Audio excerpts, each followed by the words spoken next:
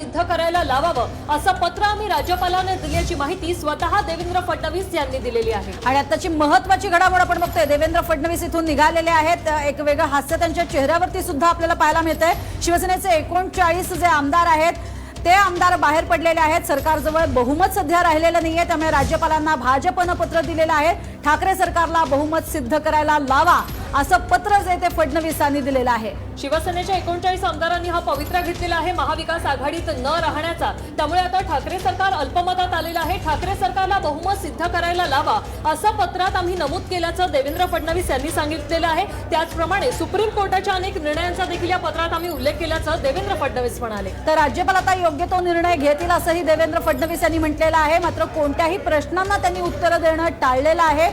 एकीकडे आपण बघितलंय की पत्र सुद्धा समोर आलेलं आहे, या पत्रामध्ये 6 महत्त्वाचे मुद्दे जे आहेत ते सुद्धा नमूद करण्यात आलेले आहेत। तर दुसरीकडे ठाकरे सरकारला आता बहुमत सिद्ध करायला लावावं असं पत्र देवेंद्र फडणवीस यांनी सुद्धा राज्यपालांना दिलेलं आहे। देवेंद्र फडणवीस, चंद्रकांत पाटील, आशिष शेलार, गिरीश महाजन हे भाजपचं शिष्टमंडळ राज्यपालांच्या भेटीला गेलं होतं। या भेटीमध्ये नेमकं काय झालं याबाबतची माहिती देवेंद्र फडणवीस यांनी बाहेर येऊन माध्यमांना दिलेली आहे। आम्ही राज्यपालांना एक पत्र दिलेलं आहे, ईमेलद्वारे आणि प्रत्यक्ष देखील भाजपकडून हे पत्र त्यांना देण्यात आलेलं आहे। राज्याच्या परिस्थितीबद्दल या पत्रात उल्लेख केलेला आहे। शिवसेनेचे 39 आमदार बाहेर आहेत आणि त्यामुळे ठाकरे सरकार अल्पमतात आलंय, सरकारजवळ बहुमत राहिलं नाही, त्यामुळे त्यांना आता बहुमत सिद्ध करायला लावा अशा मागणीचं पत्र दिल्याचं देवेंद्र फडणवीस यांनी म्हटलेलं आहे। आणि आता बहुमत चाचणी व्हावी अशी मागणी करणारं पत्र हे देवेंद्र फडणवीस आणि शिष्टमंडळानं दिलेलं आहे।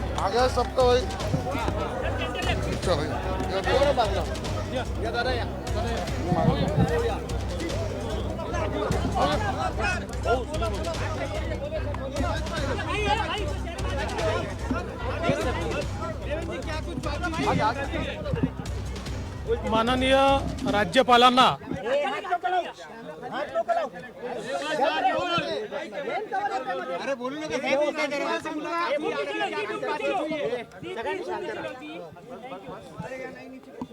माननीय राज्यपालांना आज ईमेलद्वारे आणि प्रत्यक्ष अशा प्रकारे भारतीय जनता पक्षाने पत्र दिलेलं आहे। आणि या पत्रामध्ये राज्याची आत्ताची जी काही परिस्थिती आहे त्याचा आम्ही उल्लेख केला आहे। ज्या बातम्या आम्हाला पाहायला मिळत आहेत, शिवसेनेचे 39 आमदार हे बाहेर आहेत, काँग्रेस राष्ट्रवादी सोबत आम्हाला राहायचं नाही असा पवित्रा त्यांनी घेतलेला आहे। अशा या सगळ्या परिस्थितीमध्ये माननीय मुख्यमंत्र्यांजवळ आणि सरकारजवळ बहुमत शिल्लक राहिलेलं नाही, त्यामुळे त्यांना बहुमत सिद्ध करायला सांगावं अशा प्रकारची विनंती करणारं पत्र हे आम्ही आज राज्यपालांना दिलंय।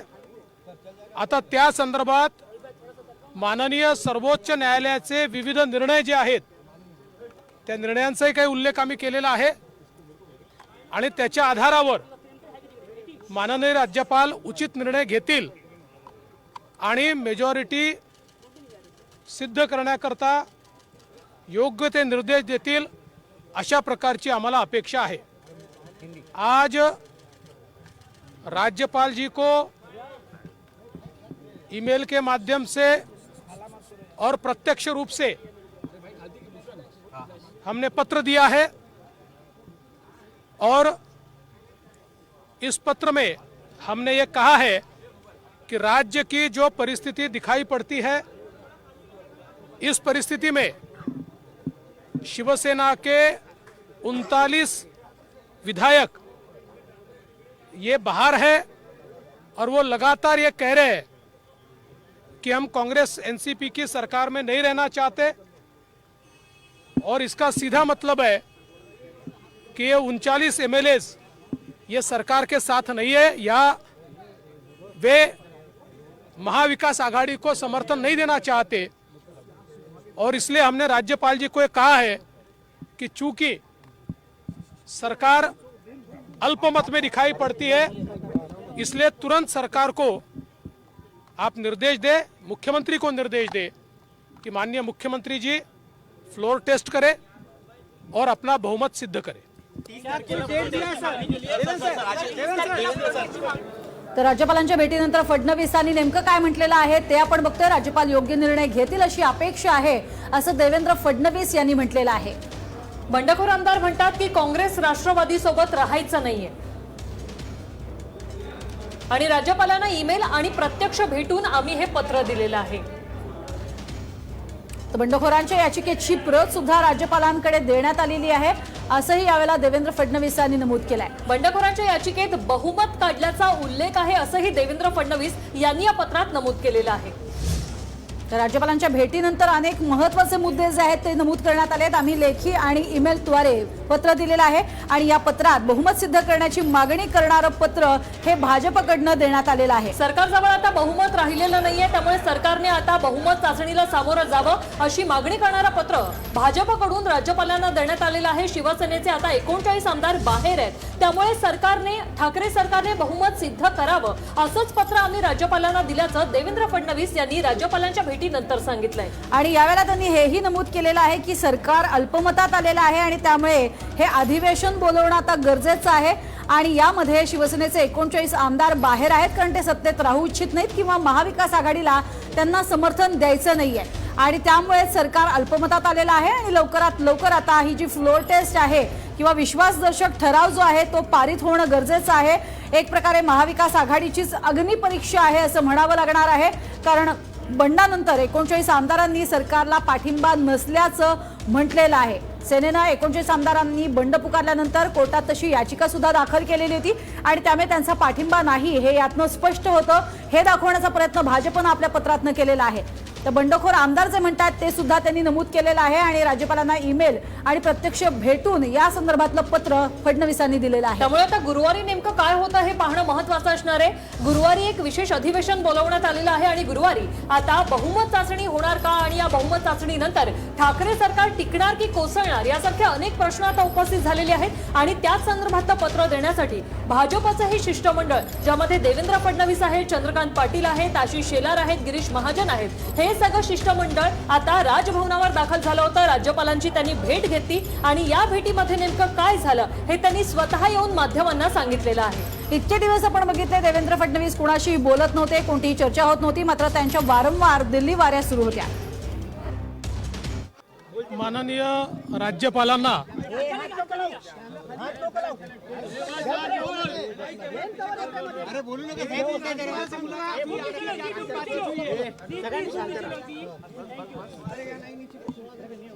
राज्यपालांना आज ईमेलद्वारे आणि प्रत्यक्ष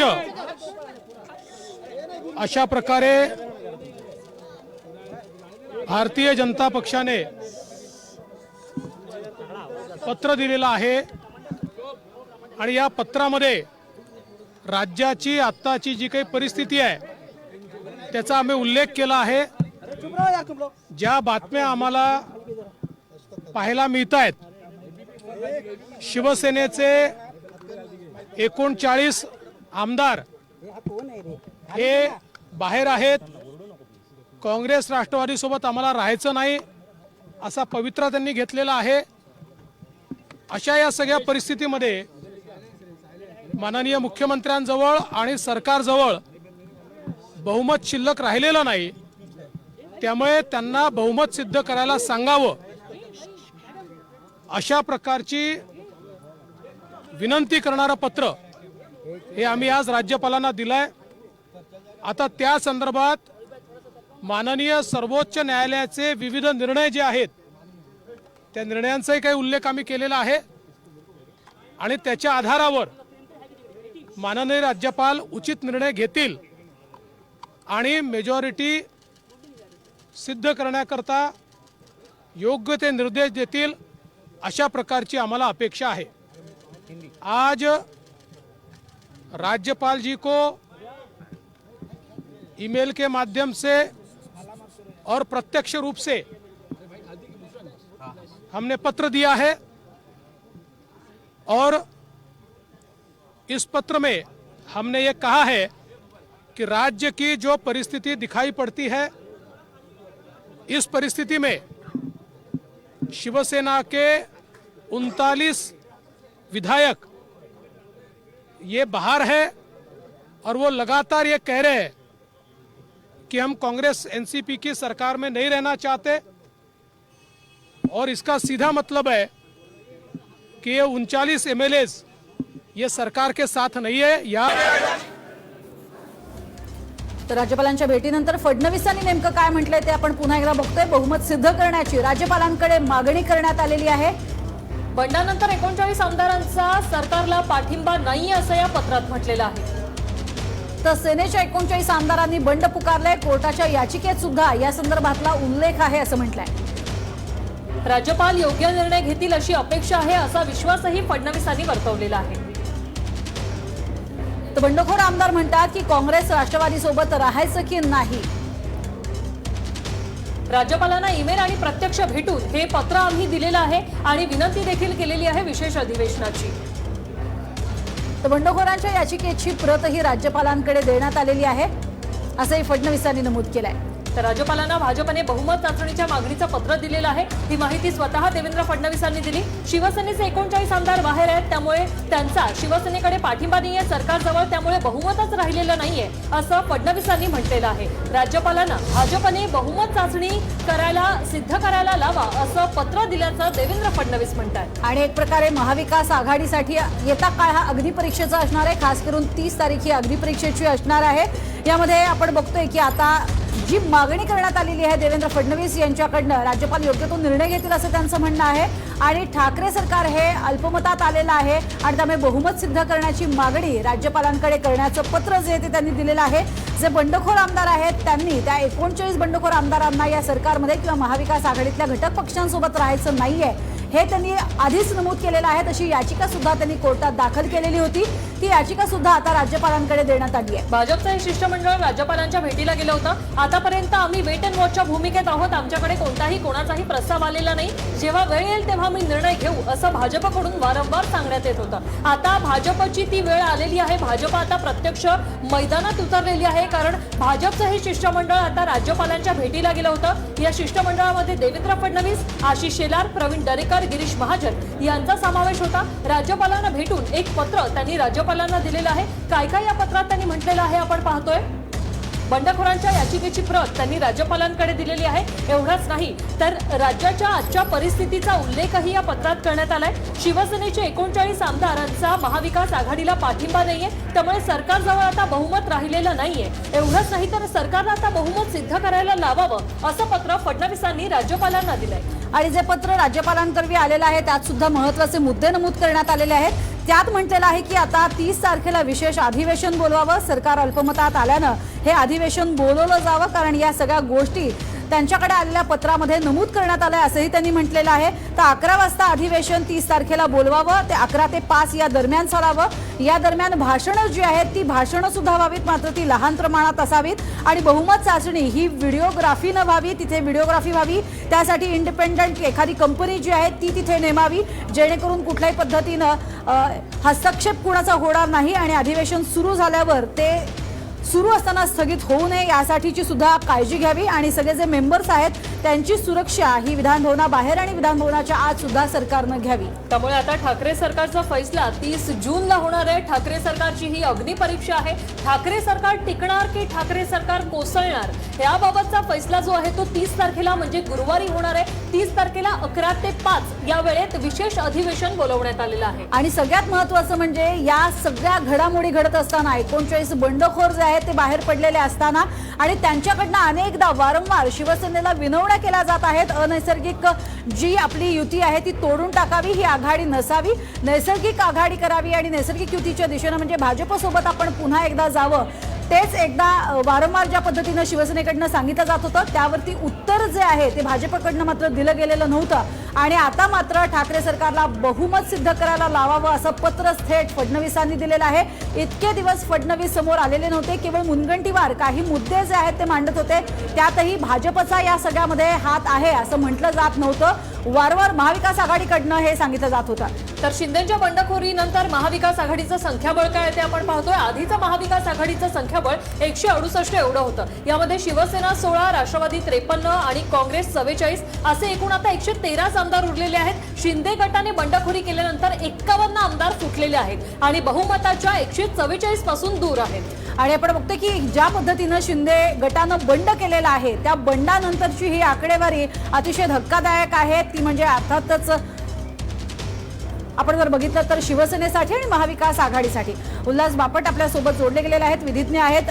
उल्हासजी, मुळातच आपण बघितलं तर ही जी आता पत्र एकमेकांना पाठवली जात आहेत आणि ज्या पद्धतीनं 30 तारखेला फ्लोर टेस्ट केली जाणार आहे, विश्वासदर्शक ठराव जो आहे तो मांडला जाणार आहे, कशा स्वरूपाची आता पुढची प्रोसिजर असेल? काय राजकारणात कुठलेही न जाता मी आपल्याला फक्त राज्यघटनेच्या तरतुदी काय त्या संदर्भात तेवढं सांगतो. इंग्लंडमध्ये जशी वेस्टमिन्स्टर पार्लमेंटरी सिस्टीम आहे तशीच आपल्या केंद्रात पण आहे आणि तशीच राज्यात पण आहे. आणि त्यामुळे 163 कलमाखाली राज्यघटनेच्या असं स्वच्छ शब्दात म्हटलेलं आहे की राज्यपालांवर मुख्यमंत्री आणि मंत्रिमंडळ यांचा सल्ला हा बंधनकारक असतो आणि त्याप्रमाणेच त्यांनी वागायचं असतं.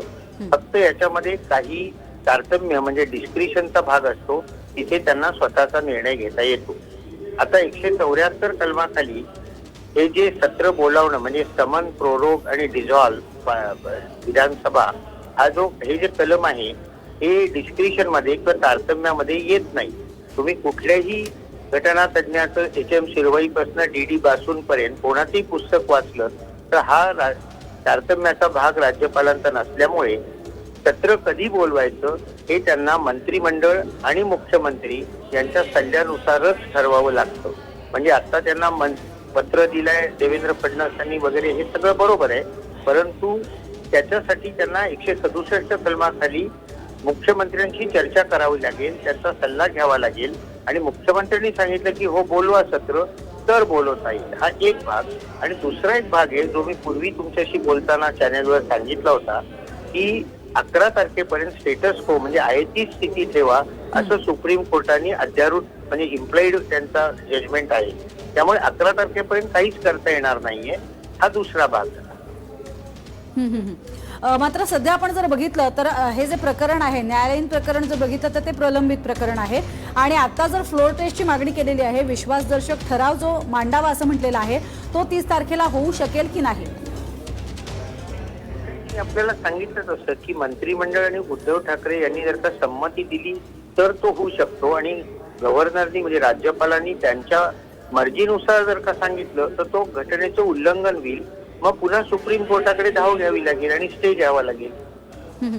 आणखीन एक महत्वाचा मुद्दा म्हणजे फ्लोर टेस्ट जर झालीच, विश्वासदर्शक ठराव झाला तर हे जे बाहेर पडलेले आमदार आहेत 39 जणांचा गट, तो कोणत्या पक्षातनं मतदान करणार? प्रतोद जे सांगतील ते व्हीप बजावतील त्या पद्धतीनं? माझ्या माहितीप्रमाणे आता शिवसेना हाच पक्ष आहे आणि त्यांनी नंतर नेमलेला म्हणजे उद्धव ठाकरेंनी नंतर नेमलेला जो व्हीप आहे तो सध्या कायदेशीर व्हीप आहे. त्याच्याप्रमाणे मतदान जर का केलं नाही आणि जर का 37 पेक्षा कमी संख्या आली तर ते डिस्क्वालिफाय होतील, पण 37 पेक्षा जास्त संख्या जर का आली तर ते दुसऱ्या कुठल्या पक्षात विलीन होऊ शकतात. तसं ते अपवाद येतो. पक्षांतर बंदी कायद्यामध्ये 4थ्या परिच्छेदामध्ये दिलेला हा अपवाद आहे. तेव्हा हे 37 आहे की नाही हा मॅजिक नंबर आहे ते बघावं लागेल प्रत्यक्ष फ्लोअरवर. कारण बाहेर कोणी किती काही बोलत असेल तरी कॉन्स्टिट्यूशननी असं सांगितलेलं आहे की the majority of the parties to be tested on the floor of the legislature. म्हणजे बाहेर कुठेही सिद्ध होत नाही, राजभवनात होत नाही, राष्ट्रपती भवनात होत नाही किंवा न्यायालयाच्या हातात ते नाही, हे फ्लोअरवरच बघायला पाहिजे. त्यामुळे ती टेस्ट झाल्याशिवाय पुढचं काही बोलता येणार नाही. म्हणजे आधी ही फ्लोर टेस्ट ह्या सगळ्या 37 किंवा तो जास्त आकडा आहे 2/3 आकडा आहे की नाही हे आधी टेस्ट होईल आणि त्याच्यानंतर पुढची मतदानाची प्रक्रिया होईल असं म्हणायचं? हा, ते जर का 37हून जास्त असतील तर मग ते डिस्क्वालिफाय होत नाहीत. मग ते दुसऱ्या पक्षात विलीन होऊ शकतात किंवा दुसऱ्या पक्षाबरोबर नवीन पक्षाची स्थापना करू शकतात. बर, आणखीन एक महत्वाचं म्हणजे उपाध्यक्षांबद्दल सध्या आपण जर बघितलं तर त्यांच्याबद्दल आलेला अविश्वास ठराव किंवा प्रलंबित आहे ते सुद्धा प्रकरण सध्या न्यायालयामध्ये, त्या संदर्भात काय होऊ शकतं? नाही, ते सबज्युडिशी आहे सुप्रीम कोर्टात, त्याच्यामुळे त्याच्यावर मला तसं बोलता येणार नाही. बरं. फक्त एक गोष्ट सांगतो की जी विचारली जाते मला अखंड, की ते उपसभापती आहे. तर 380 हे जे उपसभापती असतात, तो स्पीकरच्या ऐवजी जर का डेप्युटी स्पीकरच्या खुर्चीवर बसलेले असतील तर त्यांना सर्व अधिकार प्राप्त होतात जे स्पीकरला आहेत. म्हणजे मग त्या ठिकाणी डिस्क्वालिफाय करण्याचा अधिकारही त्यांना येतो. आता ते करू शकतात का त्यांच्यावर संशय असताना वगैरे, ते सुप्रीम कोर्ट ठरवेल. ते सबज्युडिशी आहे, त्याच्यावर मी आता बोलू नाही शकत. मात्र एकंदर आपण जर बघितलं तर भाजपनं सुद्धा ही वेळ बरोबर साधलेली आहे. या सगळ्या ज्या घटना आहेत, या सगळ्या अधांतरी आहेत, अनेक गोष्टी अधांतरी आहेत आणि त्याच वेळेला हे पत्र गेलेलं आहे. त्यामुळे या सगळ्या ज्या बाबी आहेत त्या त्यांच्या बाजून आहेत याचा विचार कदाचित केला गेलेला असू शकतो. नाही, मी आपल्याला सांगितलं तसं मी फक्त राज्यघटनेबद्दल बोलू शकतो. भाजपचे आणि शिवसेनेचे डाव प्रतिडाव काय आहेत हे राजकीय तज्ज्ञाला विचारावं लागेल. जी जी, धन्यवाद उल्हास बापटजी, आमच्याशी बोललात त्यासाठी. कायदेतज्ञ उल्हास बापटजी यांनी आपल्याला अगदी सविस्तर पद्धतीनं कायदेशीर बाबी काय काय आहेत आता येत्या काळातल्या त्या समजावून सांगितलेल्या आहेत. आणि एक महत्वाची बातमी आहे, गुवाहाटी शिंदे गटाची एक महत्वाची बैठक आता सुरू झालेली आहे. अधिवेशनाची वेळ आणि तारीख ठरल्यानंतर परतण्यावर या बैठकीत चर्चा होते.